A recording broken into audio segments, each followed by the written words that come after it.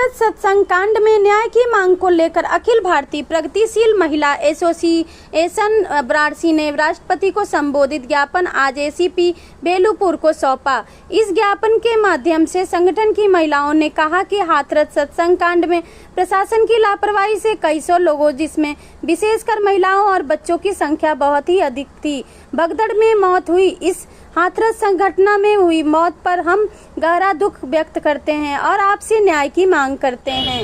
आज देखिए, हम लोग का ये प्रदेश स्तरीय प्रतिवाद दिवस है और ख़ास तौर से ये जो हाथरस की दर्दनाक घटना हुई है, उस हाथरस की दर्दनाक घटना में जिसमें कई सौ लोग मरे हैं और इस सरकारी आंकड़े पे हमको भरोसा भी नहीं है, जिसमें महिलाओं और बच्चों की संख्या बहुत ज़्यादा है। और आप सोच सकते हैं कि जहाँ पे लाखों हज़ारों लोगों की भीड़ हो जिस सत्संग में, और वहाँ पर प्रशासन के संज्ञान में भी ये कार्यक्रम हो और कोई भी पुख्ता इंतजाम ना किए गए हो प्रशासन ने, तो ये पूरी तरीके से ये हाथरस का जो सत्संग कांड है जिला प्रशासन की लापरवाही से ही हुआ है। और अभी तक योगी सरकार ने न्याय नहीं दिया है, छुटपुट सा मुआवजा दिया है और कुछ अधिकारियों को सिर्फ सस्पेंड किया है और कोई कड़ी कानूनी कार्रवाई नहीं की है। एपा मांग करती है कि इस हाथरस सत्संग कांड को लेकर जो है एक निष्पक्ष उच्च स्तरीय जाँच की जाए और ये जो भोले बाबा हैं, जिनका अपराधी बैकग्राउंड है, आपराधिक किस्म का, जिनके ऊपर यौन शोषण के कई मुकदमे भी दर्ज हैं, उनको क्लीन चिट क्यों दे रखी है, उनका एफआईआर में नाम क्यों नहीं है। तो तत्काल इन भोले बाबा को, जो भोले नहीं हैं, शातिर हैं, अपराधी हैं, उनके ऊपर एफआईआर दर्ज की जाए, गिरफ्तार किया जाए और ये एपा की मांग है। यहाँ पर एपा द्वारा ज्ञापन भी दिया जाएगा। आज हम लोगों ने कल सीईओ बेलूपुर को ये मामले की जानकारी दी है और हम यहाँ पर अभी अपनी सभा चलाएंगे और उसके बाद उनके माध्यम से हम राष्ट्रपति को ये ज्ञापन देंगे।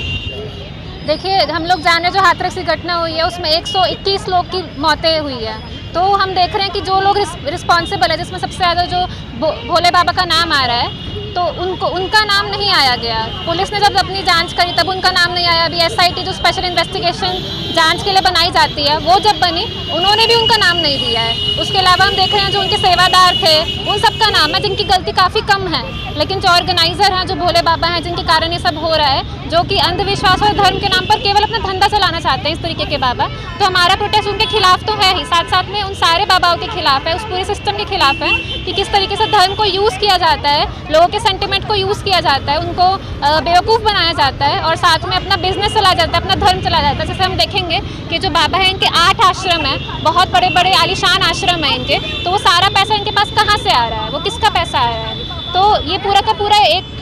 बिजनेस से ज़्यादा और कुछ नहीं है जो कि धर्म के नाम पे चलाया जा रहा है। दूसरी बात कि इसमें सरकार का संरक्षण हमको देखने की ज़रूरत है कि सरकार लगातार इस तरीके के बाबाओं का संरक्षण करती है। हमने पहले भी अनेकों केस देखे हैं इस तरीके के बाबाओं के कि उन पर स्ट्रिक्ट एक्शन नहीं लिया जाता है जब तक कि जनता का प्रेशर नहीं आ जाता, जब तक जनता उस पर सरकार पर दबाव नहीं डालती है। तो ये साफ तौर पे है कि ये बाबाओं का